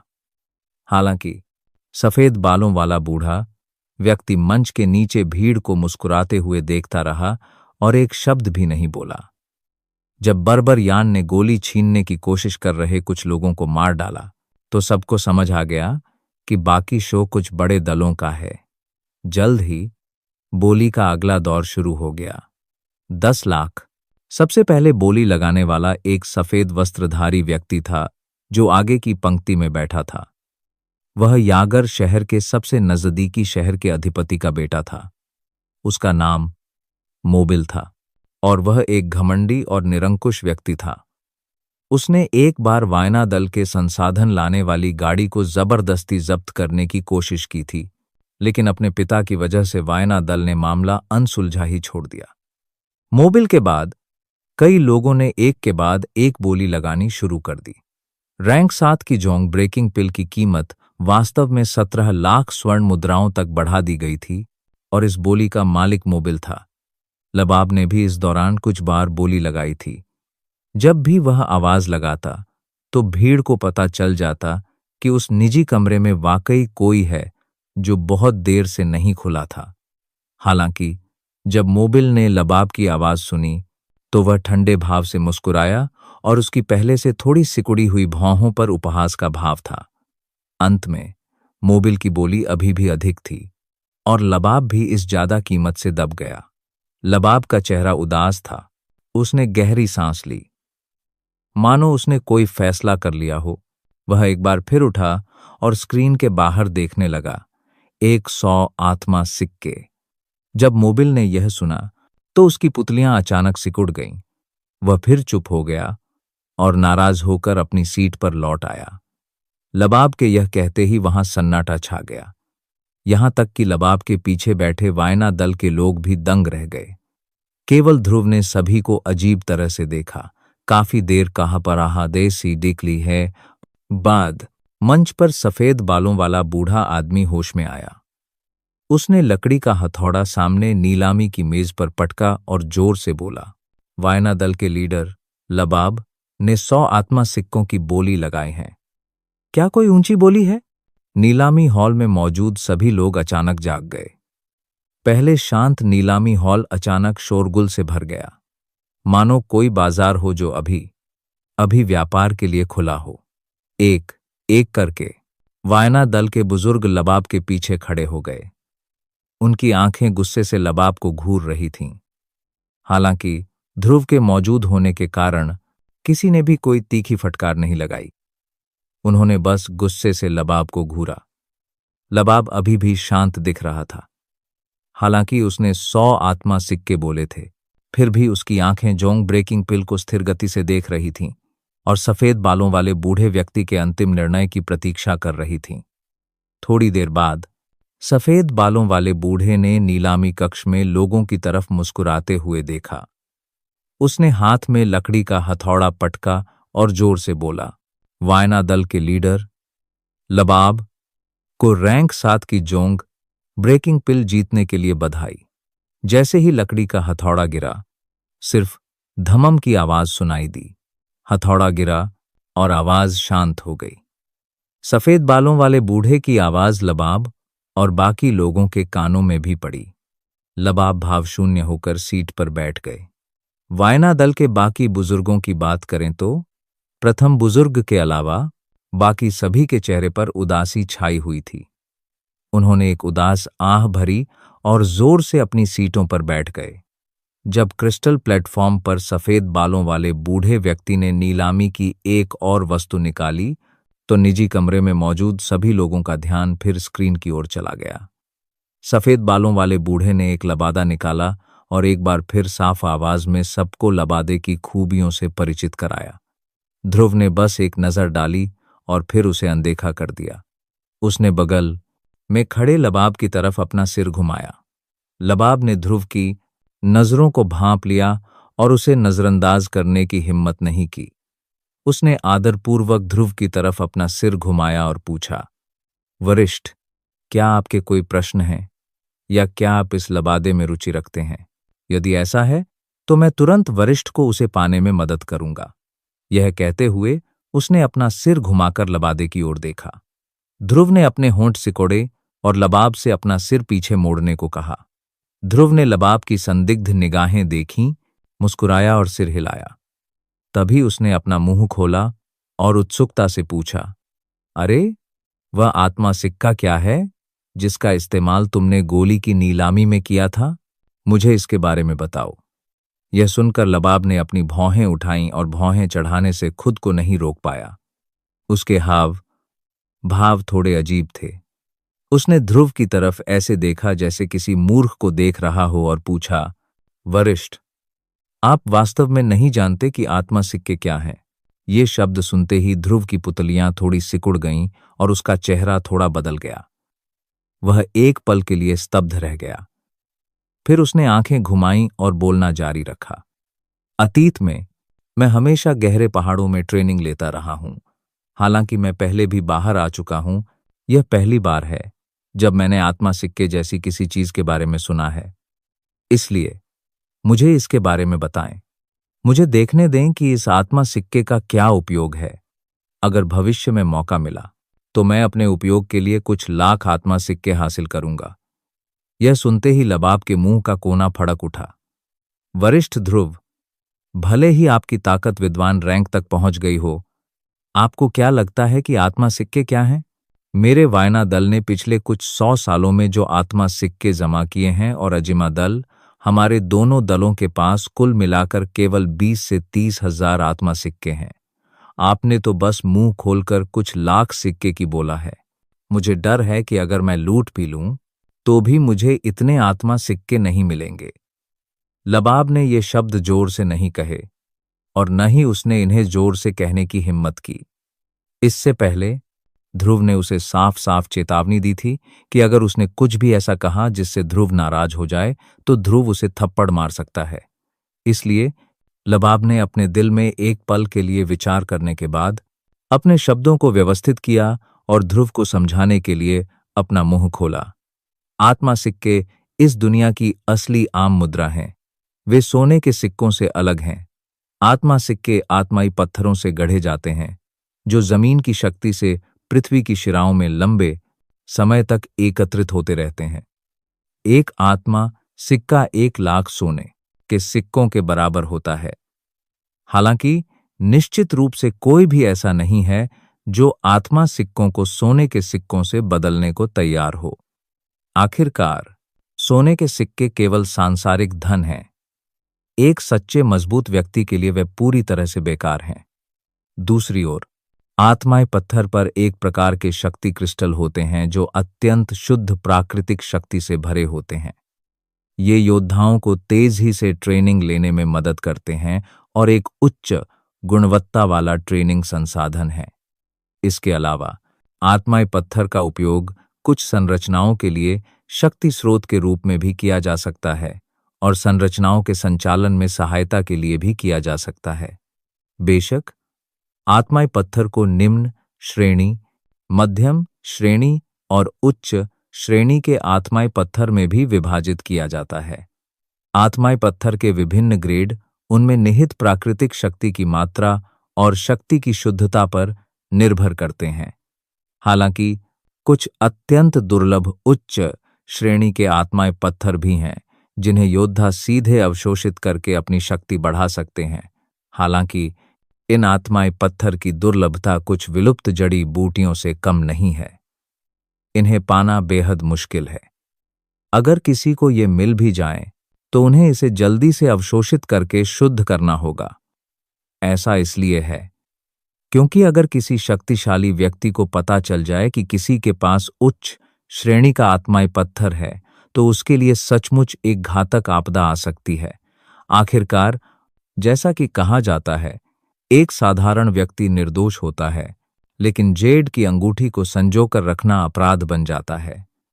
इसलिए इस दुनिया पर उच्च श्रेणी के आत्माई पत्थर और भी दुर्लभ हैं। जब भी कोई उच्च श्रेणी का आत्माई पत्थर दिखाई देता है तो वह एक भयंकर तूफान खड़ा कर देता है। जब ध्रुव ने यह सुना तो उसे धीरे धीरे आत्मा सिक्कों का महत्व समझ में आ गया। आत्मा सिक्के सोने के सिक्कों से बिल्कुल बेजोड़ थे। इसमें कोई आश्चर्य की बात नहीं थी कि लबाब ने केवल 100 आत्मा के सिक्के खर्च किए और वायना दल के बुजुर्ग इतने क्रोधित हुए। ध्रुव ने गहरी सांस ली और अपना सिर घुमाकर नीलामी घर के भड़कीले माहौल को देखने लगा। इस समय नीलामी घर में सफेद बालों वाला बूढ़ा व्यक्ति मंच के नीचे खड़ी भीड़ को मुस्कुराते हुए देख रहा था। उसकी नजरें कभी कभी उस आलीशान निजी कमरे पर जा टिकतीं जहां ध्रुव और बाकी लोग मौजूद थे। काफी देर बाद भीड़ की अधीर निगाहों के बीच उसने धीरे से अपना हाथ आगे बढ़ाया। उसके हाथ में एक छोटे आकार का जेड का डिब्बा चुपचाप पड़ा था। मंच के नीचे खड़ी भीड़ भौंचक्की रह गई। ऐसा लग रहा था कि उसके अंदर कोई खास जड़ी बूटी है। ऐसी चीजें सिर्फ हकीमों को ही आकर्षित करती हैं। उनके लिए संभावनाएं बहुत कम थीं। सफेद बालों वाले बूढ़े ने भीड़ के चेहरों पर आए बदलते भावों को नजरअंदाज कर दिया। इसके बजाय उसने हाथ बढ़ाकर धीरे से जेड के डिब्बे का ढक्कन खोला। उसके अंदर एक लाल रंग का फल चुपचाप रखा हुआ था। पल भर में नीलामी स्थल शोर से भर गया। ध्रुव को छोड़कर सभी की आंखें जेड बॉक्स में रखे सिंदूरी फल को घूर रही थीं। ध्रुव ने बस सिंदूरी फल पर एक नजर डाली और फिर उसे अनदेखा कर दिया। वह कुर्सी पर बैठ गया और सो गया, जिससे लबाब और बाकी लोगों के चेहरे पर बेहद शर्मिंदगी दिखाई दी। ध्रुव के चेहरे पर बेहद अजीब भाव थे। इस समय सफेद बालों वाले बूढ़े के चेहरे पर मुस्कान थी। उसने नीचे खड़ी भीड़ को संतोष से देखा। काफी देर बाद उसने मुंह खोला और मुस्कुराते हुए कहा, हाँ हाँ, मेरा मानना है कि हर कोई इस लाल फल से अनजान नहीं है। हाँ हाँ, यह सही है। यह लाल फल लाल अग्निफल है। ये शब्द बोलते ही नीचे खड़ी भीड़ में तुरंत शोर मच गया। लाल अग्निफल शक्ति सम्राट और शक्ति पूर्वज के लिए सबसे आकर्षक चीज थी। लाल अग्निफल ज्वालामुखी की गहराई में उगता था। इसने ज्वालामुखी के भीतर की अग्नि शक्ति को अवशोषित करके उसे बढ़ने में मदद की। लाल अग्निफल अग्नि शक्ति को अवशोषित कर उसे अत्यंत शुद्ध प्राकृतिक शक्ति में बदल सकता था और लाल फल के भीतर संग्रहित कर सकता था। जब कोई शक्ति सम्राट या शक्ति पूर्वज अपनी सफलता के दौरान लाल अग्निफल का सेवन करता था, तो वे सीधे अड़चन को तोड़कर अपनी शक्ति बढ़ा सकते थे। इसके अलावा अगर वे भाग्यशाली होते तो वे फल के भीतर की प्रचंड शक्ति को उधार लेकर एक बार फिर से आगे बढ़ सकते थे। यह कहा जा सकता है कि यह फल शक्ति सम्राट और शक्ति पूर्वज के दिलों में सबसे मूल्यवान वस्तु थी। नीलामी घर में मौजूद सभी लोग भी सफेद बालों वाले बूढ़े के हाथ में रखे जेड बॉक्स में रखे लाल अग्निफल को उत्साह से देख रहे थे। सफेद बालों वाले बूढ़े के चेहरे पर एक बार फिर संतुष्टि भरी मुस्कान उभर आई। उसकी नजरें पूरे नीलामी घर पर घूम गईं। भीड़ की तीखी निगाहों के बीच उसने धीरे से अपना मुंह खोला और साफ आवाज में कहा, 400 साल पुराने लाल अग्निफल को केवल आत्मा सिक्कों से ही खरीदा जा सकता है। शुरुआती कीमत 10 आत्मा सिक्के हैं। बिना किसी हिचकिचाहट के मंच के नीचे मौजूद भीड़ को तुरंत कीमत बता दी। 20 आत्मा सिक्के। तुम में अभी भी बोली लगाने की हिम्मत है। मैं 50 आत्मा सिक्के की बोली लगाता हूं। 100 आत्मा सिक्के। मंच के नीचे से आ रही जोरदार आवाजों ने ध्रुव को, जो आंखें बंद करके सो रहा था, धीरे से अपनी हल्की नींद भरी आंखें खोलने पर मजबूर कर दिया। उसने अपनी भौहें थोड़ी ऊपर उठाईं और सामने स्क्रीन पर नजर डाली। उसके मुंह के कोनों पर एक मुस्कान उभर आई। एक बार फिर उसने अपनी नींद भरी आंखें बंद कर लीं और गहरी नींद में सो गया। वह नीलामी बहुत लंबी चली। आखिरकार लाल अग्निफल मोबिल ने 3000 आत्मा सिक्कों की ऊंची कीमत पर खरीद लिया। आखिरकार लबाब भी हार गया और लाचार होकर अपनी सीट पर वापस बैठ गया। मोबिल द्वारा लाल अग्निफल खरीदे जाने के बाद सफेद बालों वाले बूढ़े व्यक्ति की आंखें पूरे नीलामी घर में मुस्कुराहट के साथ घूम गईं। सफेद बालों वाले बूढ़े व्यक्ति ने भीड़ की ओर देखा और कहा, मुझे विश्वास है कि आज आप सभी को वह मिल गया है जो आप चाहते थे। बेशक अगर आपको वह नहीं मिलता है तो कोई बात नहीं, क्योंकि आप सभी जानते हैं कि अगली बार अपनी वस्तुओं की अदला बदली करने का समय है। जब तक आप झगड़ा नहीं करेंगे, आसमानी बादल नीलामी घर हस्तक्षेप नहीं करेगा। अब मैं घोषणा करता हूं कि इस वर्ष की आसमानी बादल दल नीलामी समाप्त हो गई है। रुकिए बुजुर्ग। इस चीख से पूरा नीलामी घर कांप उठा। सबने आवाज की ओर देखा और एक लंबा, हट्टा कट्टा गंजा आदमी, जिसका चेहरा भयंकर लग रहा था और चेहरे पर कीड़े जैसा निशान था, स्टेज के बीचों बीच आ रहा था। उसके मुंह से रुको की आवाज निकली। सफेद बालों वाले बूढ़े व्यक्ति ने बर्बर यान की ओर झुककर सम्मानपूर्वक चिल्लाया, जी अध्यक्ष। बर्बर यान ने सिर हिलाकर स्वीकृति की आवाज निकाली। वह स्टेज के बीचों बीच गया और मुड़कर स्टेज के नीचे खड़ी भीड़ को देखने लगा। आज की नीलामी में मैं एक वरिष्ठ योद्धा को कुछ और वस्तुओं की बोली लगाने में मदद करने की योजना बना रहा हूं। सब लोग, आपको कोई आपत्ति तो नहीं है? आप निश्चिंत रह सकते हैं। वरिष्ठ बुजुर्ग जिन वस्तुओं की नीलामी में मेरी मदद चाहते हैं, वे ऐसी वस्तुएं हैं जिन्हें देखने का मौका आपको सामान्य दिनों में कभी नहीं मिलेगा। आज वरिष्ठ बुजुर्ग अच्छे मूड में हैं और आपको धीरे धीरे दुनिया का खास खजाना दिखाना चाहते हैं। ओहो, यह सही है। लाल अग्निफल जैसा कुछ। हे, वरिष्ठ बुजुर्ग की वस्तुओं की तुलना में यह कचरे से ज्यादा कुछ नहीं है।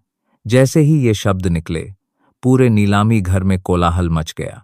मोबिल, जो आगे की पंक्ति में बैठा था, गुस्से से भरी हुई मुद्रा में खड़ा हुआ और बर्बर यान से पूछा, हाँ हाँ, चूंकि मामला ऐसा है, क्या मैं जान सकता हूं कि अध्यक्ष बर्बर यान नीलामी कब शुरू करेंगे?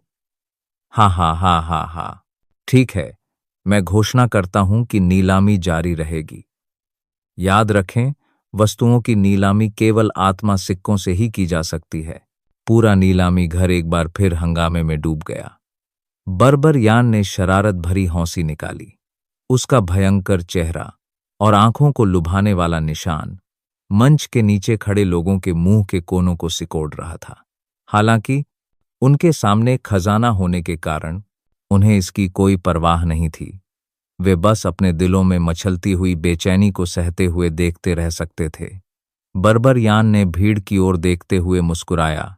हाथ हिलाते ही उसकी विशाल हथेली में एक जेड की बोतल दिखाई दी। बर्बर यान की हथेली और जेड की बोतल के बीच का अंतर बहुत ही गहरा था। मंच के नीचे खड़े लोगों ने यह देखकर हल्की सी भौहें सिकोड़ लीं। जाहिर है, अगर यह कोई साधारण गोली होती तो उन्हें इसमें कोई दिलचस्पी नहीं होती। बर्बर यान ने व्यंग्यात्मक लहजे में कहा। उसने जेड की बोतल खोली और उसमें से एक लोंगन फल के आकार की एकदम गोल गोली निकाली।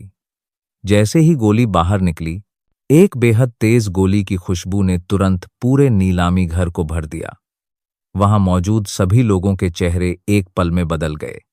सुगंधित गोली की ओर उनकी निगाहें तुरंत लालच और उसे पाने की तीव्र इच्छा में बदल गईं। आगे की पंक्ति में बैठा मोबिल खड़ा हो गया।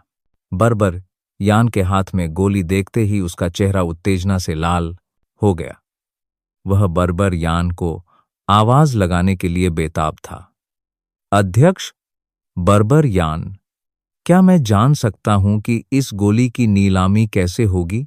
बर्बर यान मुस्कुराया और वहां मौजूद लोगों की तीखी निगाहों पर नजर दौड़ाई। अंत में उसने उस उच्च श्रेणी के कमरे की ओर सिर हिलाया जिसमें ध्रुव बैठा था। इससे मोबिल, जो बर्बर यान को देख रहा था, अपनी आंखें थोड़ी सिकोड़ लीं। बर्बर यान की निगाहों को देखते हुए उसकी भौहें थोड़ी सिकुड़ गईं। क्या वह वही कमरा नहीं था जहां लबाब और वायना दल के बाकी सदस्य बैठे थे? क्या हो सकता है कि वह वरिष्ठ व्यक्ति जिसके बारे में बर्बर यान बात कर रहा था वहीं मौजूद था? इससे मोबिल के शांत भाव थोड़े बदल गए। अगर सच में ऐसा था तो वायना दल उस निजी कमरे में कैसे हो सकता था? या हो सकता है कि यह सब लबाब का ही काम हो? वह उसे धोखा देना और छल करना चाहता था। लेकिन बर्बर यान बिना किसी कारण के उसकी मदद कैसे कर सकता था? मोबिल की भौहें अभी भी इस सवाल पर विचार करते हुए सिकुड़ी हुई थीं। तभी बर्बर यान जोर से हंस पड़ा। उसकी भालू जैसी हंसी पूरे नीलामी घर में गूंज उठी। उसकी तीखी निगाहें पूरे नीलामी घर पर घूम गईं। फिर आखिरकार उसने बोलने के लिए अपना मुंह खोला। अच्छा, तो मैं और कुछ नहीं कहूंगा। सबसे पहले मैं आपको इस गोली से परिचित करा दूं। यह गोली एक रैंक 8 गोली है। जैसे ही ये शब्द बोले गए, पूरा नीलामी घर मानो खामोश हो गया। यहां तक कि मोबिल, जिसके चेहरे पर उदासी के भाव थे, ने भी अचानक अपना सिर उठाया और मंच पर खड़े बर्बर यान की ओर देखा, जिसके चेहरे पर हैरानी के भाव थे। रैंक 8 की गोली। वहां मौजूद सभी लोग बर्बर यान को लाल आंखों से देखने लगे। लोगों के थूक निगलने की आवाज पूरे नीलामी घर में गूंज रही थी। बर्बर यान ने एक व्यंग्यात्मक लहजा निकाला। उसकी नजरें मानो बेवकूफों के एक समूह को देख रही हों। काफी देर बाद उसने एक बार फिर अपना मुंह खोला। यह गोली, जिसे आत्मा शुद्धि गोली कहा जाता है, यह योद्धा को 1 वर्ष तक लगातार ट्रेनिंग करने की अनुमति देती है। यदि वे जानबूझकर ट्रेनिंग नहीं भी करते हैं, तो भी ट्रेनिंग विधि अपने आप चलती रहेंगी और योद्धा को अपनी शक्ति बढ़ाने में मदद करेगी।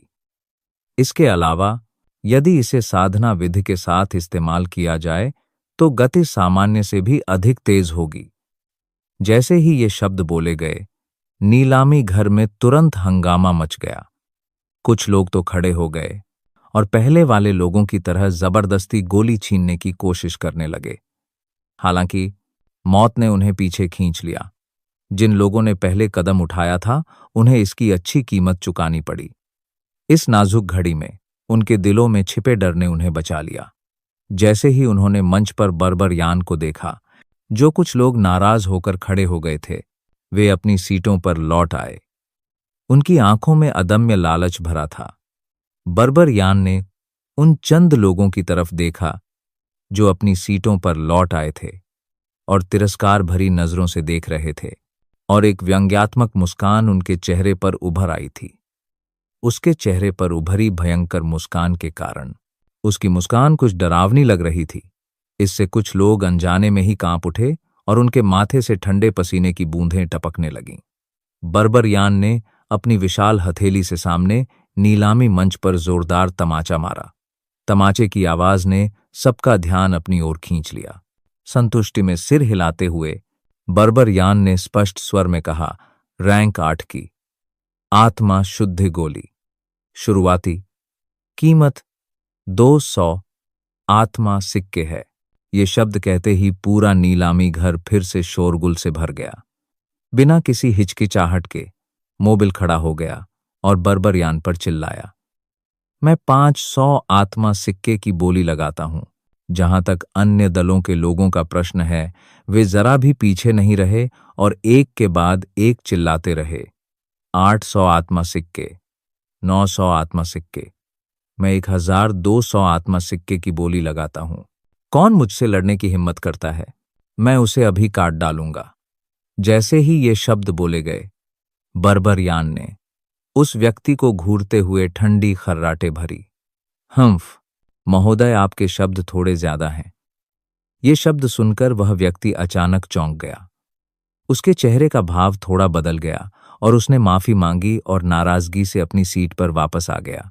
बोली जारी रही, 1700 आत्मा सिक्के, 2000 आत्मा सिक्के, 2100 आत्मा सिक्के, 2500 आत्मा सिक्के, 3000 आत्मा सिक्के। मोबिल अपनी लाल आंखों से बर्बर यान को देखते हुए जोर से चिल्लाया। जैसे ही उसने 3000 आत्मा सिक्के कहे, पूरा नीलामी घर खामोश हो गया। सबने एक दूसरे को देखा और बेबसी से सिर हिलाया। ऐसा लग रहा था कि रैंक 8 की आत्मा शुद्ध गोली पहले से ही मोबिल की जेब में थी। बर्बर यान के चेहरे पर एक डरावनी मुस्कान थी जब उसने अपना लकड़ी का हथौड़ा उठाया। जैसे ही वह हथौड़ा मारने ही वाला था, एक अधेड़ उम्र के आदमी की तेज आवाज अचानक पूरे नीलामी घर में गूंज उठी, मैं 5000 आत्मा सिक्के की बोली लगाता हूं। अगले ही पल सबकी निगाहें उस उच्च श्रेणी के कमरे की ओर मुड़ गईं, क्योंकि आवाज वहीं से आई थी। यहां तक कि बर्बर यान के चेहरे पर भी उस उच्च श्रेणी के कमरे को देखते हुए एक भावशून्य भाव था। मोबिल की लाल आंखें धीरे धीरे अपनी स्पष्टता वापस पा रही थीं जब वह उस उच्च श्रेणी के कमरे को एक अजीब भाव से देख रहा था। मोबिल ने भौहें सिकोड़ते हुए 1-2 बार पलकें झपकाईं। क्या हो सकता है कि यह योद्धा लबाब को पहचान नहीं पाया और लबाब उस तक पहुंचने के लिए भारी कीमत चुकाने को तैयार हो गया? एक पल के लिए हिचकिचाने के बाद मोबिल ने आखिरकार आगे बढ़ने से मना कर दिया। ऊंची बोली लगाना मुश्किल नहीं था। हालांकि मुख्य बात यह थी कि उसके पास ऐसा करने की क्षमता नहीं थी। उसकी क्षमता उसके पिता से आई थी, जो नगर के स्वामी थे। वह अपने पिता का प्रतिनिधित्व नहीं कर सकता था। अंत में लबाब ने 5000 आत्मा सिक्कों के साथ रैंक 8 की आत्मा शुद्ध गोली जीत ली। हालांकि यह थोड़ा कष्टदायक था। लबाब को विश्वास था कि अगर वह इस रैंक 8 की आत्मा शुद्ध गोली का सही इस्तेमाल कर सके, तो वह 2 साल के भीतर महाशक्ति पूर्वज रैंक के दूसरे स्तर में जगह बना लेगा। महाशक्ति पूर्वज की ताकत के बारे में सोचकर लबाब का दिल शांत हो गया। आखिरकार जब तक उसके पास ताकत थी, उसे किस चीज की कमी थी? इस दुनिया में ताकत बोलती है। अगर ताकत मजबूत हो तो कोई भी चीज ऐसी नहीं है जिसे हासिल न किया जा सके। इसके अलावा इन चीजों की नीलामी आसमानी बदल दल द्वारा की जाती थी। अंत में वे आत्मा सिक्के उसके अपने लोगों के हाथों में पहुंच जाते। वह बस इसे वरिष्ठ ध्रुव तक पहुंचने के लिए इस मौके का इस्तेमाल करने के रूप में देखता। लबाब के दृढ़ चेहरे पर नजर पड़ते ही ध्रुव की सिकुड़ी हुई पलकें हल्की सी खुल गईं। फिर उसने अपनी आंखें बंद कर लीं और चुपचाप सो गया। बर्बरयान ने नीलामी घर में पड़े सिरों के काले ढेर पर नजर डाली। उसने अपनी हथेली से नीलामी की मेज पर जोरदार हाथ मारा, जिससे पूरे नीलामी घर में आवाज गूंज उठी। सबकी निगाहें एक बार फिर उसकी हथेली पर टिक गईं। बर्बरयान संतोष से मुस्कुराया जब उसकी भारी आवाज एक बार फिर सुनाई दी।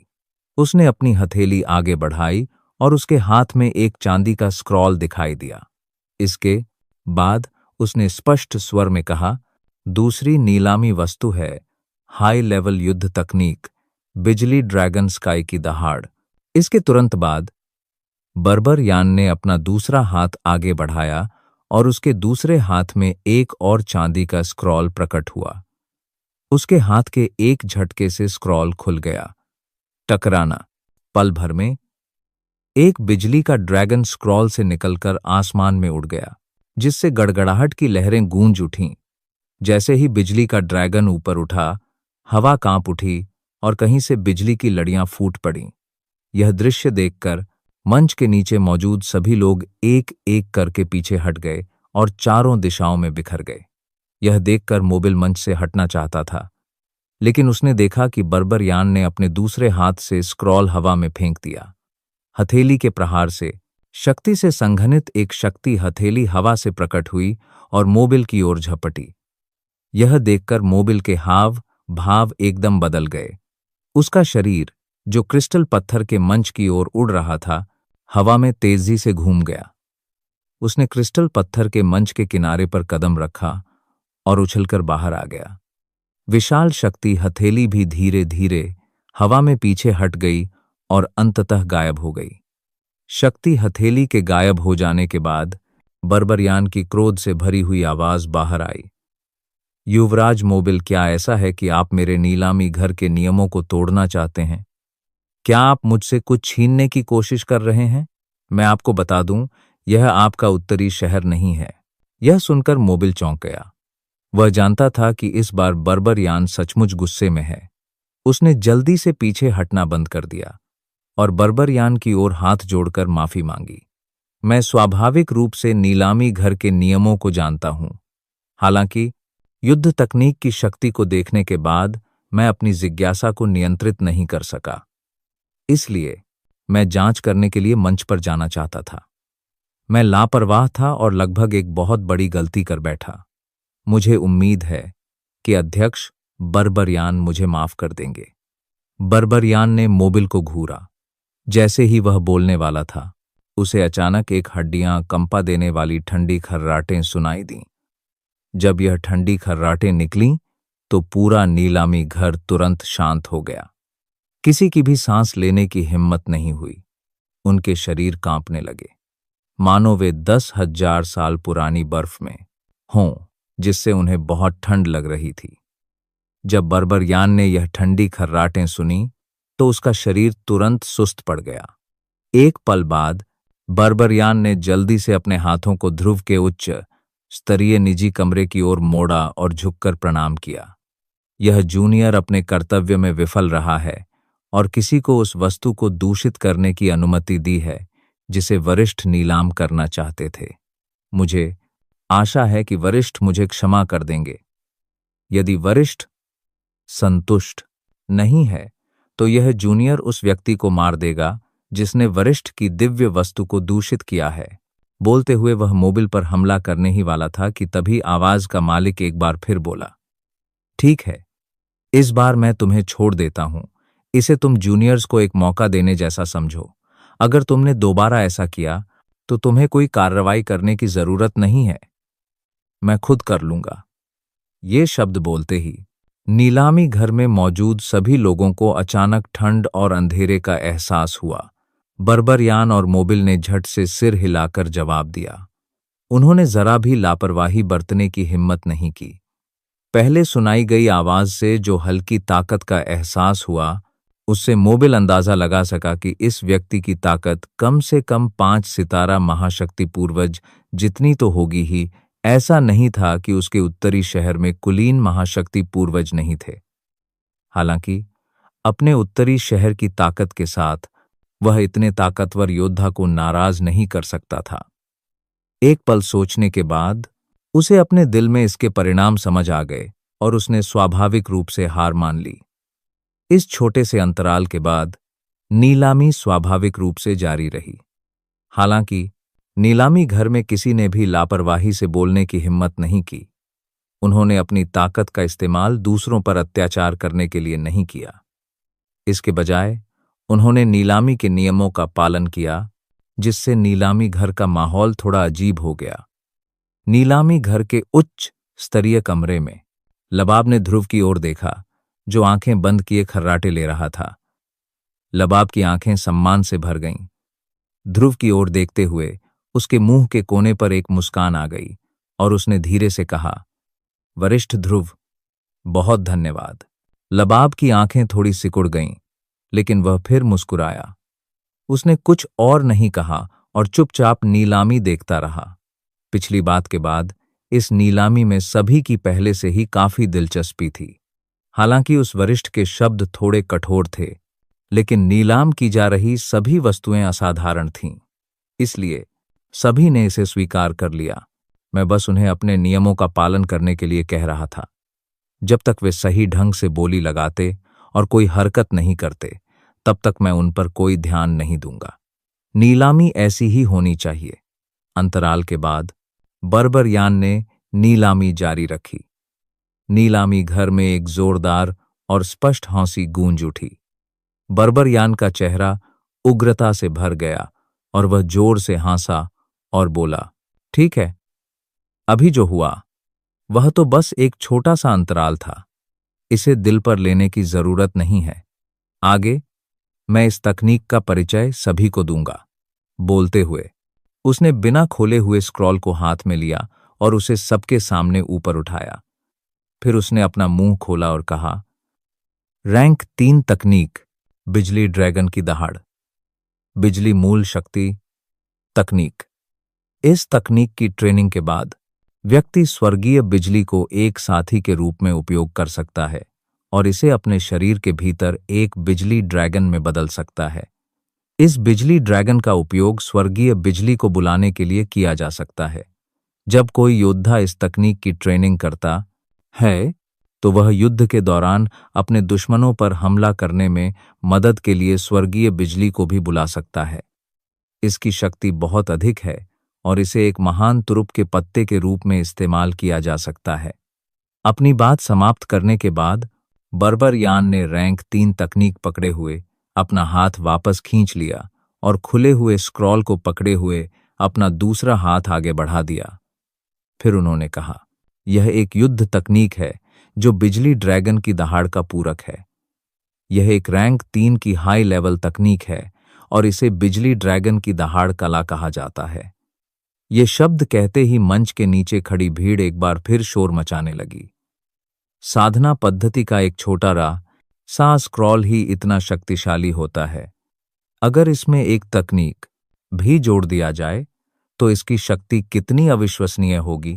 बर्बरयान ने मंच के नीचे भीड़ की हैरानी भरी अभिव्यक्तियों को नजरअंदाज कर दिया और आगे कहा, बिजली ड्रैगन की दहाड़ कला को 5 स्तरों में विभाजित किया गया है। पहला स्तर, बिजली प्रकट होती है। बिजली ड्रैगन की दहाड़ कला का उपयोग करके स्वर्गीय बिजली की शक्ति विकसित की जाती। वह स्वर्ग और पृथ्वी को हिला सकता था, स्वर्गीय बिजली को सक्रिय कर सकता था और स्वर्गीय बिजली की शक्ति का उपयोग करके सबसे शक्तिशाली हमला कर सकता था। इसकी शक्ति ने स्वर्ग को हिला दिया। दूसरा स्तर, स्वर्गीय दंड। पहले स्तर की निम्न पर आधारित इसने स्वर्गीय वज्र का सहारा लिया जाता था और शत्रु पर आक्रमण करने के लिए स्वर्गीय वज्र की शक्ति का प्रयोग किया जाता था। इसकी शक्ति अपार थी। तीसरा स्तर, आकाश में बिजली के सांप भर जाते हैं। अपनी लड़ाकू आभा का उपयोग करके हजारों बिजली के सांपों में रूपांतरित होना। अंततः हजारों बिजली के सांपों में रूपांतरित होकर आकाश को भर देना। योद्धा इन सभी बिजली के सांपों को एक पल में विस्फोटित कर सकते थे। विस्फोट की शक्ति बहुत अधिक थी और हमले की सीमा बहुत विस्तृत थी, जिससे दुश्मन के लिए बचना असंभव था। चौथा स्तर, स्वर्गीय बार्ड ड्रैगन। इसमें अपने शरीर की सारी शक्ति को स्वर्गीय बिजली की शक्ति में मिला दिया जाता था और उसे एक हिंसक बिजली बार्ड ड्रैगन में बदल दिया जाता है, जिससे दुश्मन पर घातक हमला किया जा सकता है। इसकी शक्ति इतनी अधिक थी कि यह पहाड़ों और नदियों को नष्ट कर सकता था। पांचवा स्तर, बिजली ड्रैगन विनाश। यह चौथे स्तर जैसा ही था, लेकिन इसके लिए योद्धा को बिजली ड्रैगन की दहाड़ कला को बड़ी सफलता के स्तर तक ट्रेनिंग करने के लिए प्रेरित किया जाएगा। योद्धा के शरीर में स्वर्गीय बिजली की शक्ति अंतिम महाविस्तार बैंगनी बिजली में परिवर्तित हो जाएगी, जो योद्धा द्वारा संघनित किए गए बिजली ड्रैगन के साथ विलीन हो जाएगी और बिजली ड्रैगन के शरीर का उपयोग करके सबसे शक्तिशाली आक्रमण, बिजली ड्रैगन विनाश, शुरू किया जाएगा। आकाश को तोड़ने, सभी चीजों को नष्ट करने और आकाश और पृथ्वी को हिला देने की शक्ति के साथ। ये शब्द बोलते ही दर्शकों से लार निगलने की आवाज सुनाई देने लगी।